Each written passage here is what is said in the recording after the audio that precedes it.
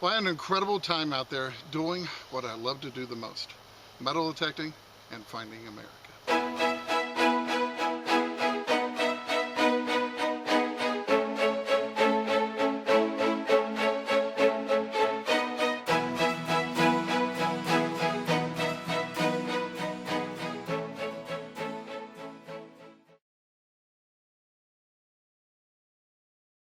Well, welcome to Finding America. It is really nice to see you here. Well, this week we're picking up right where we left off last week, at the huge empty lot that was once the site of 3 very old turn-of-the-century homes. Now, I actually found so much last week at that site, I couldn't fit it all into one episode. Plus, I went back there this past weekend with the brand new M9 coil, and I found even more.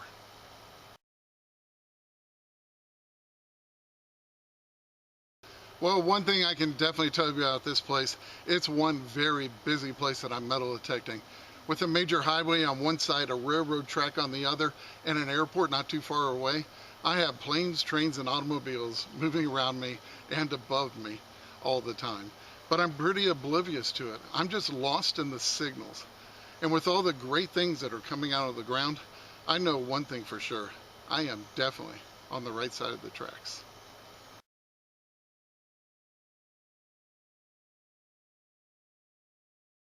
Well, this next one was giving me a 34 signal. I dug down and I got a piece of brass, and I thought that was going to be it. But I always check my holes, ran the coil over it, gave me a 34 still down further. And I worked at it for a while and finally got it out. Turns out to be a pretty cool piece. I wiped it off a little bit to save some time, but that is a very nice old knife. Look at that. Yeah, I've got a German Shepherd that's really finding me very interesting at the moment. But that is definitely an old piece, and yeah, that could very well be 100 years old at least. So I'm very happy to have found that, and I'll get it cleaned up later.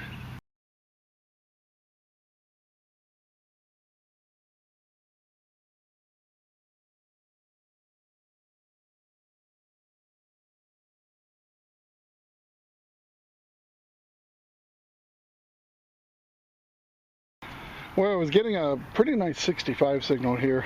Dug down about 6 inches, threw the dirt up, and I see something unusual, so I grabbed the camera.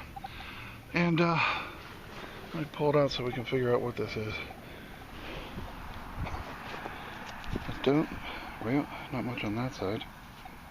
Okay, it's got some kind of design here. I don't know, it might be part to a keychain or something here. Ooh, caked on pretty good.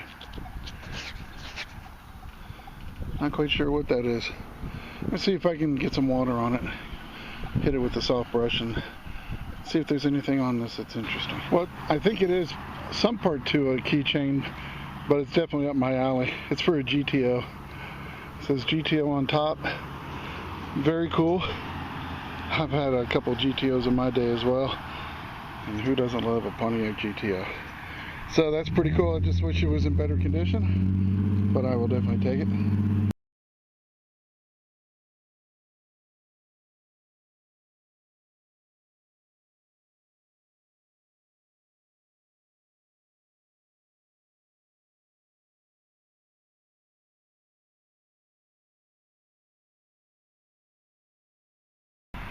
Oh boy, I don't know. I may have something very, very cool out of the hole. It was giving me around an 80. I was kind of hoping for a deep silver dime. And I got down to about 7 inches. I threw some of the soil up there, and as I did, some of it spilled over out of the hole here. And that's when I got my pinpointer. I was checking it, and boom, it's right there. I don't know what it is, but it's huge and it's round. Oh wow, look at that. You see that right there? Look at this. Holy cow. I'm so psyched about this. Holy cow, what is that? Look how thick it is. Oh, it's incredible looking. I can't believe it. It's a token, and it's from the early 1900s. Oh, it's a laxative token. Can you believe it? Cascarettes. Oh man, you might recall, what was it, a couple months ago? I think right about when I got this Manticore 2-3 months ago, I found 3 old tokens in one hole, and when you know it, I get the wind coming at me now. Let me turn around. But I found a cache of these. Remember, I found 2 of these laxative tokens along with an old store token. Isn't that awesome? Well, it seems a lot of people in this area needed laxative tokens. So I am really thrilled with that. I had no idea what to expect when I saw it, but that is awesome. I think that I have 4 of these now, and I'm hoping this one has the little cherub on the toilet, because I don't have that variety. But very cool. I will definitely take this. Yeah, that's a great find.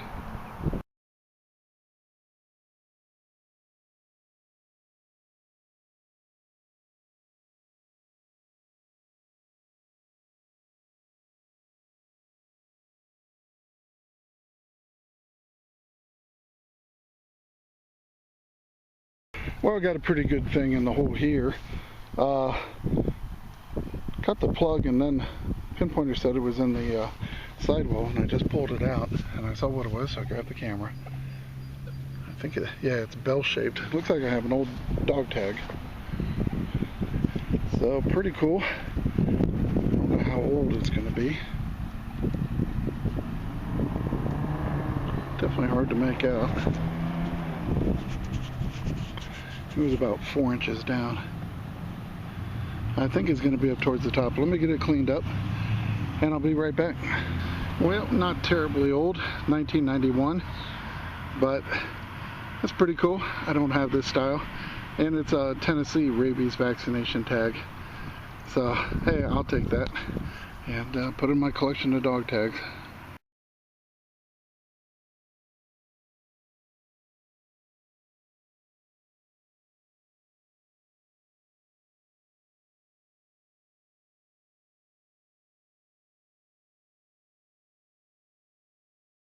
Might have something good in the hole here. It took me a while to get it out. It was pretty deep, about 8 inches. It was giving me a signal in the 80s, and finally popped it.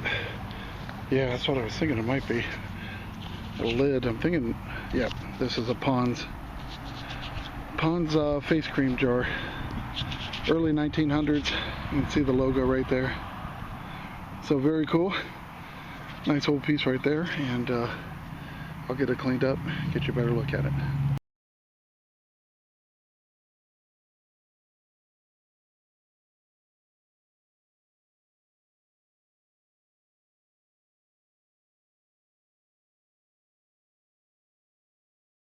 Well, this one was giving me a 67.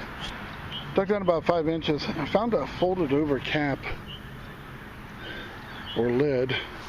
Looks pretty old, and I said, oh, yep, I saw a little bit of writing here. Let's see if I can. It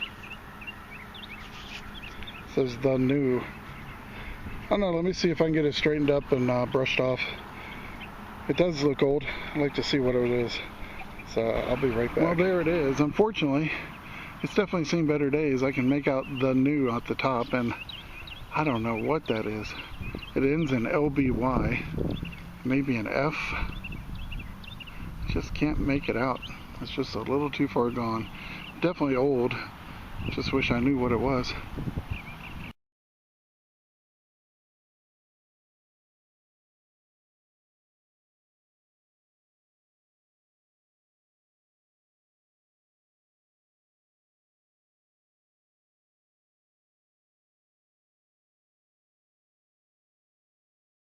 Still working this pretty awesome lot, I have to say. Signals are everywhere. They're just spread out. And there's a lot of modern garbage, but there's quite a bit of old stuff in there too. So you just got to dig it all. And this is one of those cases. It was a 42. And I've been digging up a lot of can slaw, but not this time. This time I have what's left of a Model T valve stem cover. So pretty cool. It came out in 2 pieces, but definitely I will definitely take that. And that's going to be 1908 to 1927 Model T. So very cool. I find a lot of them out here, so it's always nice to see another.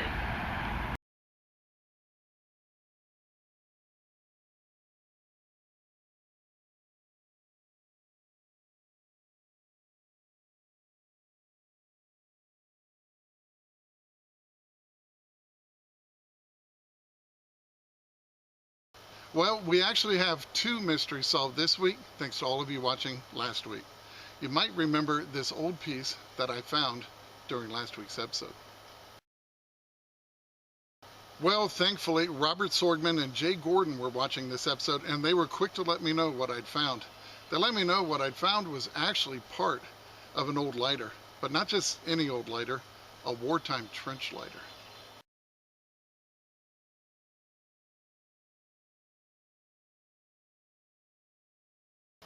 Well, this next piece that I found in last week's episode turned out to be quite the mystery. It was a big old piece of brass that really had me baffled. Well, Max was watching the episode and he knew what it was right away, and it turned out to be something pretty darn special.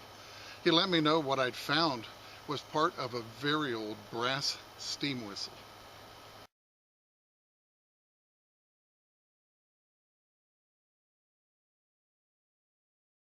Well, once I heard that, my mind went directly to it being a steam whistle for a train.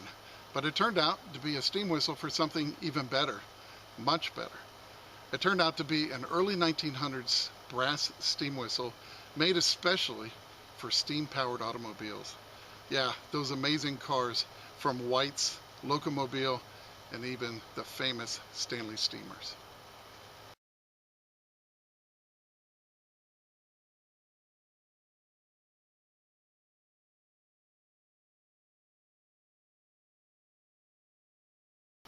Well, this really turned out to be an amazing Mystery Solved segment.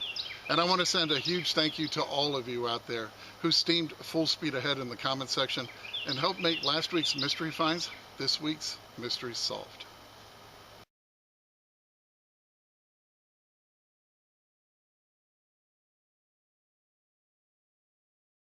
Well, after that first amazing hunt, you know I just had to get back out there this past weekend.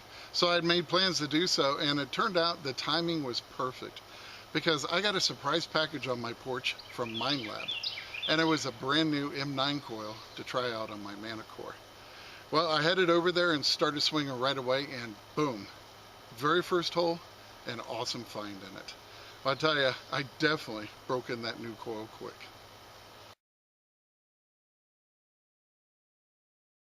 Well, I am back out here. I just had to come back because I got a new coil.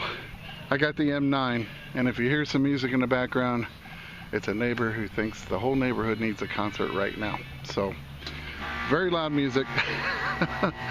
So anyway, I wanted to come out here with the M9 and just play with it, see what I found. Now I literally just stepped from the vehicle, and this target, I would have found it, you know, it's not the coil, but it's a great start with the M9 coil because I think I got something really cool in the hole. I'd say it was about 7-8 inches deep.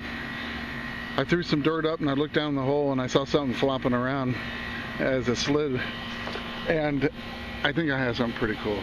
It's something big and round, but I'm going to take you in here. Oh boy, I just saw the other side has some color on it, so this is how it landed. I grabbed the camera. Ooh, let's go check it out. Yeah, I knew I saw some color. I think it's a watch fob. I can't believe it. First signal this morning. Yes sir, that is a watch fob. And this has enamel inlay. I'm going to give it a soft brush and see what exactly it was advertising back in the day, but this would have been a watch fob for a pocket watch, probably early 1900s. So I will be right back. I'm totally stoked. What? How cool is that? First find with the M9. I'm not saying that I had to have the M9 to find it, but this is a great way to break that coil in. Well, pardon the noise. I've got an AC unit on the other side of me and the concert going on. How cool is this? It is definitely a watch fob, and it says McCormick Deering, something machine down here, and I saw the logo in the center, IHC, International Harvester Corporation, and then I flipped it over and it was all caked with dirt, and I rubbed it off, and sure enough there's more on the backside. It says compliments of the International Harvester Company of America, Chicago, USA. And of course they would hand these out to people because this part would actually hang out the front of their pocket, and the pocket watch would be in the pocket. And when you wanted to grab your pocket watch, you just grab this, and there was a leather strap that was attached to your pocket watch.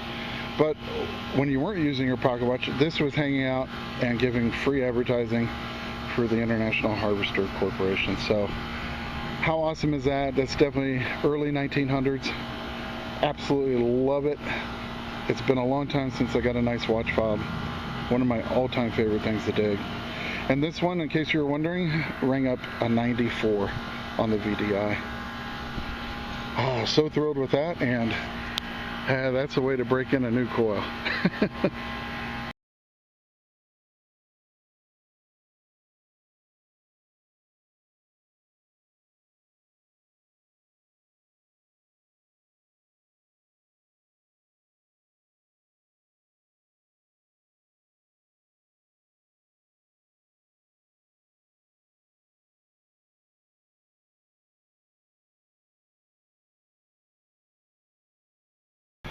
Well, this one was giving me a nice high tone, 80 to 82.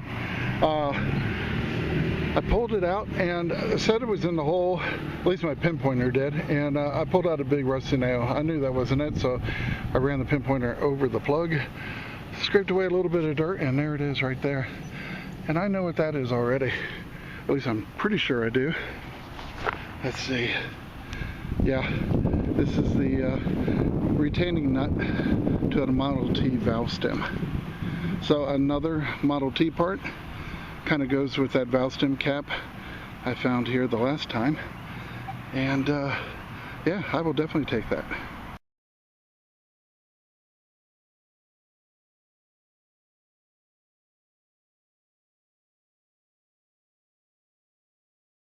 Well, this one was giving me a really nice signal. 57, nice repeatable both ways, just super solid. About 4 or 5 inches down, I pulled the plug and I could see it immediately. Look at that thing. It just had a really unusual shape, so I went ahead and grabbed the camera, and we're going to see what it is. Oh, that's odd. Huh. Don't know what that is. That's an unusual piece, that's for sure. Tell you what, let me get this sprayed down and brushed off. See what I have here. Brushing it off didn't help at all. I don't see anything on it.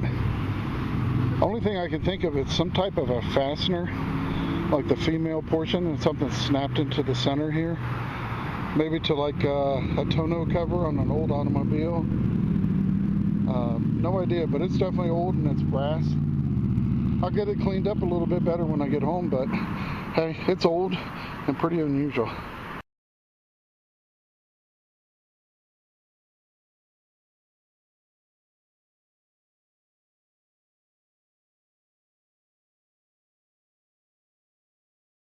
Well, I'll tell you what, I was pretty impressed with this one.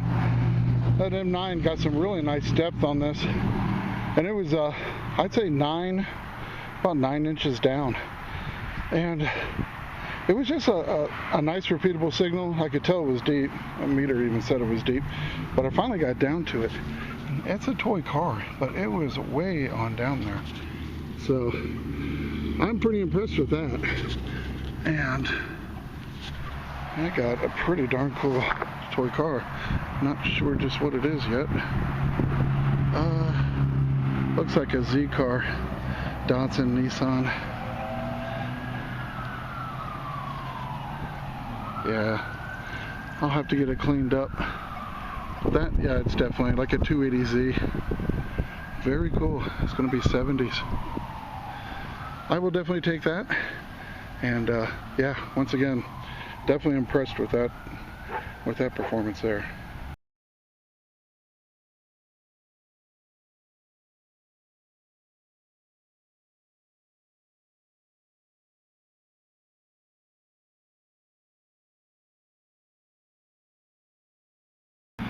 Well, I have to say I am definitely liking the M9. It is definitely a perfect kind of go-to coil between the 5.5 by 8 and the 11 inch.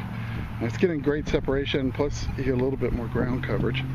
I still really love the 5.5 by 8 for when you're in the really thick stuff. But this thing is doing great out here, and it's so light. It feels like I'm swinging the shaft. It doesn't even really feel like there's a coil on the end. And you can see kind of how they push the mounting point down to about 60% from the top, and it definitely gives it a nice balance. I mean, you just don't feel it. So very pleased with that. It's gotten some great depth out here. And this one, as the motorcycle's going by, this one was giving me a 70, well, it wasn't even giving me that, about a 68 or 9. Once I got the plug out, it was banging 73, and about 5 inches down, got a very nice early wheatie. Second year wheatie, and I can see the date right away, 1910. So definitely happy with that. It's nice getting an old coin out here. There's been a lot more relics than there have been coins, but I don't complain. I just want anything old and anything interesting.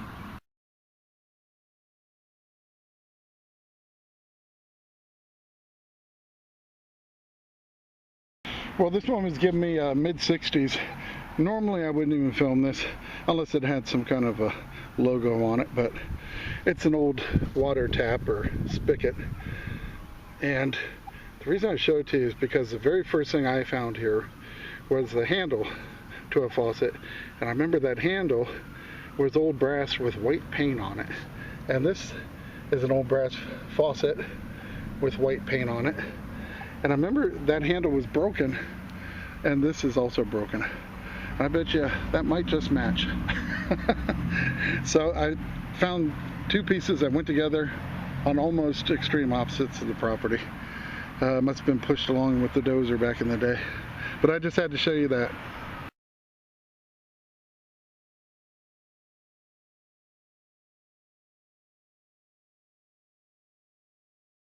Well, got a pretty interesting one here. This one was giving me a 68, 69 signal. Kind of hoping for a wheatie, but it just didn't sound quite right. Popped the plug, said it was in a hole, fished around the dirt. Now I gave this one a spray and a quick brush because I wanted to see if this old bottle cap was anything interesting, and it actually was. Check that out. That is a very old Bear aspirin bottle cap. So very cool and very old.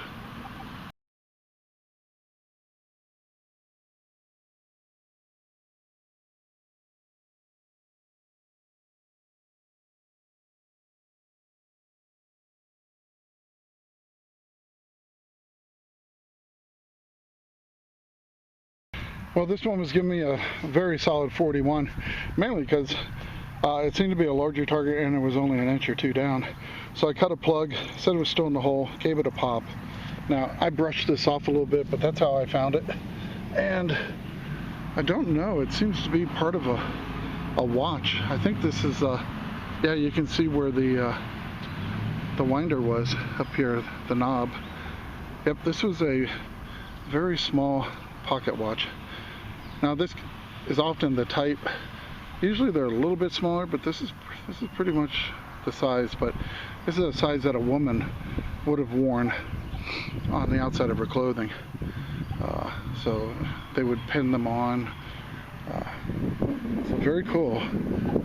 That is definitely a nice old piece, and I only wish this old pocket watch was complete.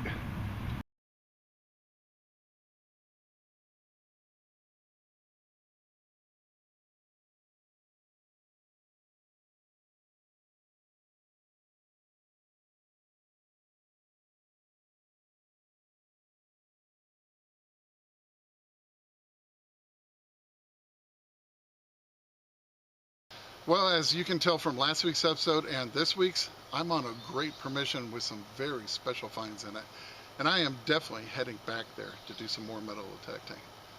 Now, I ask you to stick around to the end of the video as Memorial Day is fast approaching. And I wanted to share some old photos to honor America's greatest heroes, our fallen soldiers. I really hope you enjoyed watching this episode. And remember, it's history that makes a find a treasure. And I can't wait to see you back here next week on Finding America.